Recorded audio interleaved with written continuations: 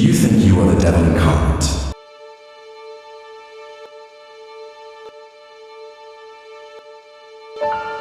Cette question a été posée par Steve Bannon, l'ex-conseiller de Donald Trump.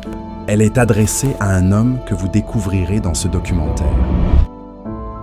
Pendant de décennies, un homme a évolué au sommet de l'élite mondiale.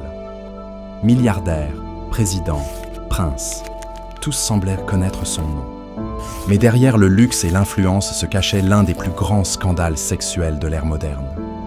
Avec sa complice, une héritière franco-britannique, tous deux soupçonnés de s'être alliés pour le pire, et ce pendant plus de 20 ans, impliquant de nombreux hauts placés. Jeffrey Epstein et Ghislaine Maxwell. Ces faits leur sont reprochés. Viol sur mineurs, trafic sexuel et plus encore. Voici l'un des plus grands scandales sexuels de l'histoire.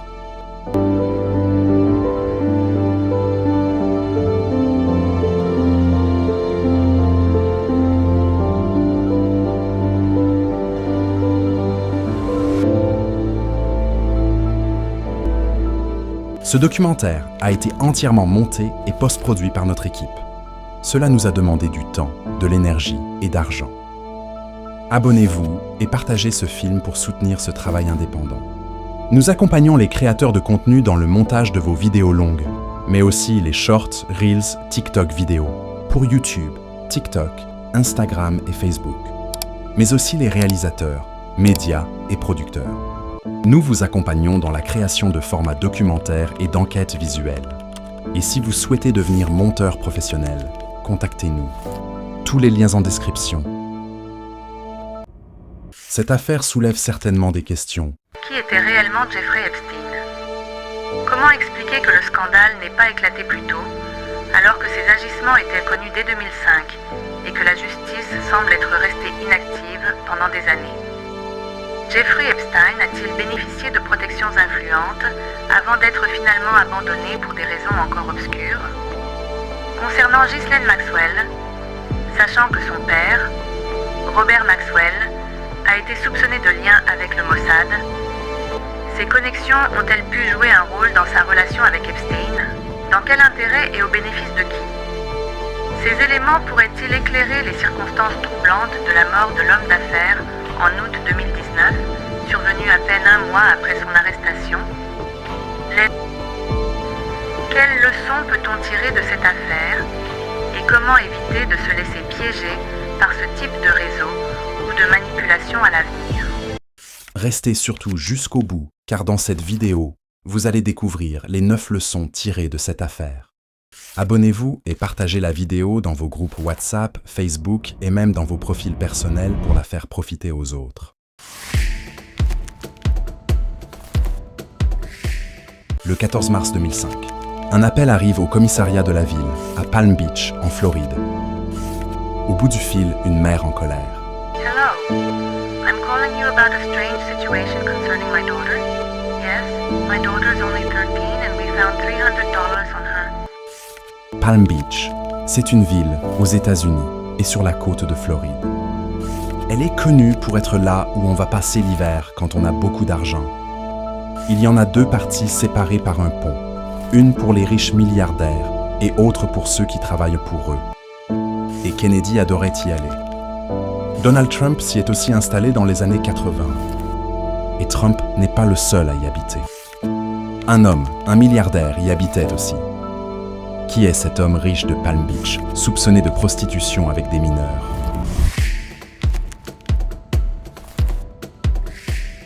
La mère donne une adresse. Une des plus prestigieuses du quartier. 358 Elbry Way. Une ville à cacher des regards. 1300 mètres carrés. Acheté 20 millions de dollars en 1990. Le propriétaire, un financier de Wall Street, Jeffrey Epstein. Les policiers enquêtent, ce ne serait pas une seule victime, mais des dizaines de mineurs. Interrogées une par une, elles racontent la même histoire. Les enquêteurs sont stupéfaits. Epstein n'agirait pas seul, une femme l'aiderait, issue de la haute société. Son nom, Ghislaine Maxwell. La fille d'un magnate de la presse britannique, compagne d'Epstein et recruteuse présumée. Mais comment Epstein en est-il arrivé là? Jeffrey Epstein naît le 20 janvier 1953, dans une banlieue modeste de New York. Très jeune, il veut réussir vite. Il est doué en maths. À 18 ans, il entre à l'université de New York, sans examen d'entrée. Mais il est paresseux. Après 3 ans, aucun diplôme. Alors il ment sur son CV. Grâce à ce faux parcours, il devient prof. Maths et physique, à la Dalton School de Manhattan, une école pour enfants de riches banquiers. Mais son attitude dérange déjà, ambiguë avec certaines élèves. Des témoignages sortiront plus tard, dans le New York Times. He was walking through the hallways wearing a fur coat, a gold chain, and an open shirt. Students considered Mr. Epstein an unusual and confusing character, always pushing the boundaries of what was acceptable when he encountered girls. Manipulateur et sûr de lui, il s'infiltre dans la haute société. À 23 ans, il est recruté par Alan Greenberg, patron d'une grande banque, père d'un de ses élèves. 4 ans plus tard, il devient associé. Sa carrière explose. Méthode douteuse. En 1981, il est licencié pour délit d'initié. Mais il rebondit. Il crée sa société de conseil. Timing parfait. Reagan vient d'être élu. Wall Street s'emballe. L'argent afflue. À 32 ans, nouvelle rencontre clé. Leslie Wexner, patron de Victoria's Secret. Le milliardaire est généreux. Il lui offre un avion et un immense hôtel particulier. 2000 Emmett Howe à Manhattan. Vendu pour $1 symbolique. Beaucoup de gens seraient étonnés. Epstein fascine, en affaires et auprès des femmes. À 39 ans, il fait une rencontre décisive. Une femme qui va changer sa vie. Elle s'appelle Ghislaine Maxwell. Franco-britannique, Frantan, fille préférée du magnate Robert Maxwell, propriétaire du Daily Mirror. Son père connaissait la famille royale. Elle a grandi à Oxford. Elle est dans la meilleure université. Elle était amie à l'université avec le prince Andrew. Ils se rencontrent lors d'un gala de charité. Elle tombe sous son charme. Epstein y voit un intérêt immédiat. Grâce à elle, il entre dans les cercles ultra-puissants. Mais Maxwell ne serait pas qu'une compagne. Elle accueillerait aussi de très jeunes filles, dans la résidence d'Epstein. Le couple aurait aussi organisé des parties fines avec ses filles mineures et de nombreux amis très haut placés. Virginia Roberts, une victime recrutée alors qu'elle n'était qu'une mineure, le confirme. I was sold to other billionaires. I was sold to politicians, to academics, and even to members of royalty. It was the elite of the world.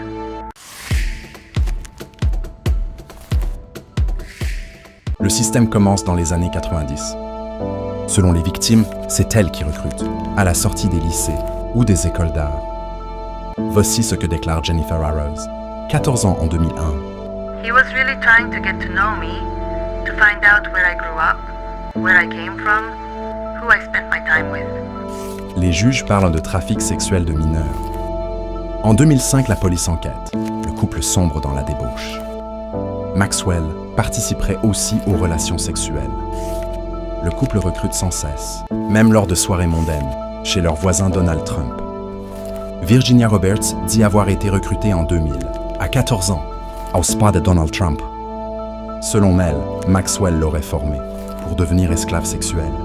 They immediately started training me. I learned how to give a blowjob, to keep quiet, to be helpful, to give Jeffrey what he wanted. It was Ghislaine who took care of teaching me everything. La police met Epstein sous pression. Il est convoqué. En 2006, il garde le silence, protégé par la Constitution. Les preuves sont accablantes, mais Epstein échappe à la justice. Ses avocats négocient avec le procureur. 28 juin 2008, a court secret. On plaît à deal. Il plaide coupable d'un délit mineur, peine allégée. 30 juin 2008, les victimes découvrent trop. 18 mois de prison pour des dizaines d'agressions. Maxwell n'est pas poursuivi. Régime de détention spéciale. Libération en 2009, après 13 mois. Son avocat déclare « He is very happy to be getting out of prison. He wants to start a new chapter in his life."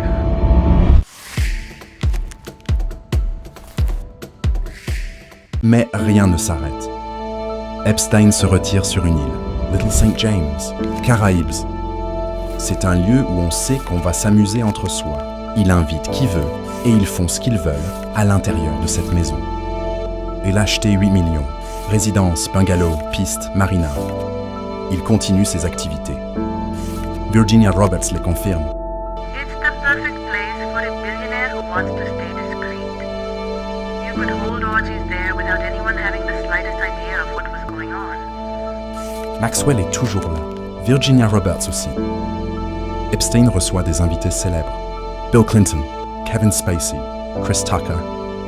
En 2010, il veut redorer son image, investit dans la tech, fait des dons, crée sa fondation.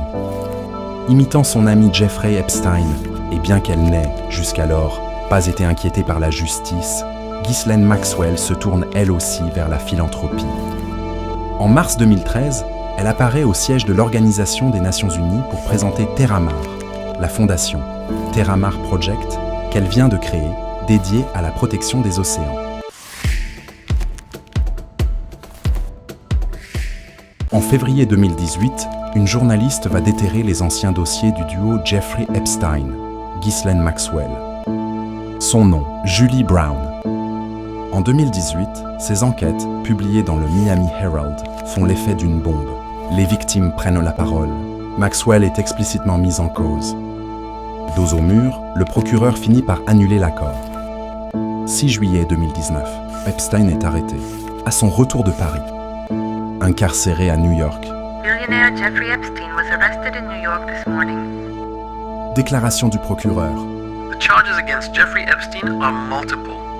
The first, sex trafficking conspiracy.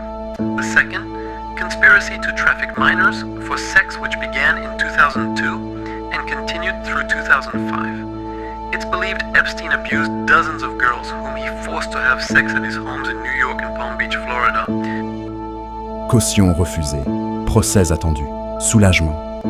Pour toutes les victimes du prédateur. To see the number of lives he's destroyed and to see how long it went on without anyone doing anything. Le procès tant attendu pourra enfin avoir lieu.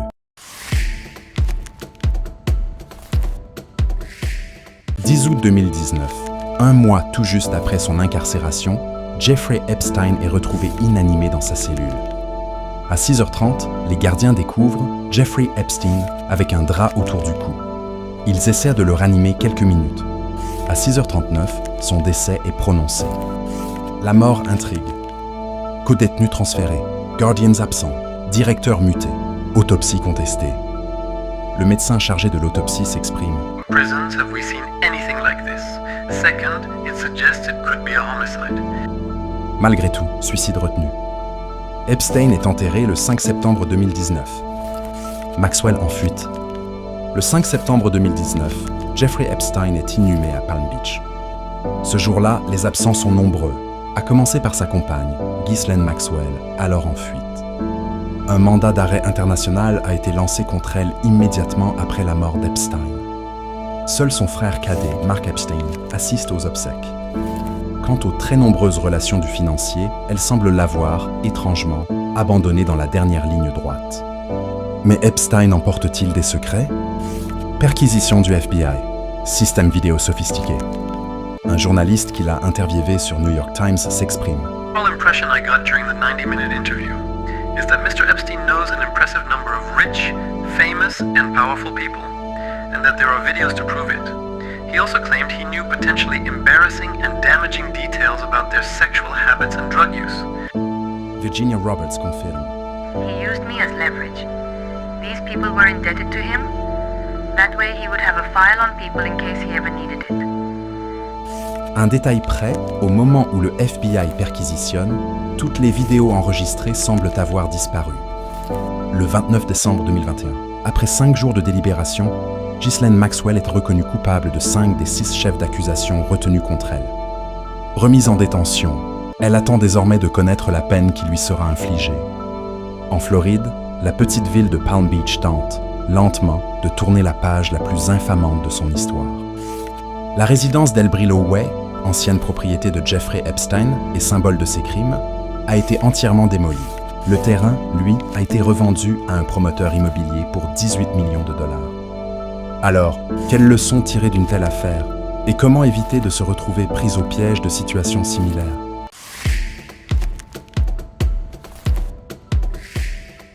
Le statut diffère de la moralité. Repérer le grooming et la manipulation est bénéfique pour toi. Poser des limites tôt est une bonne chose.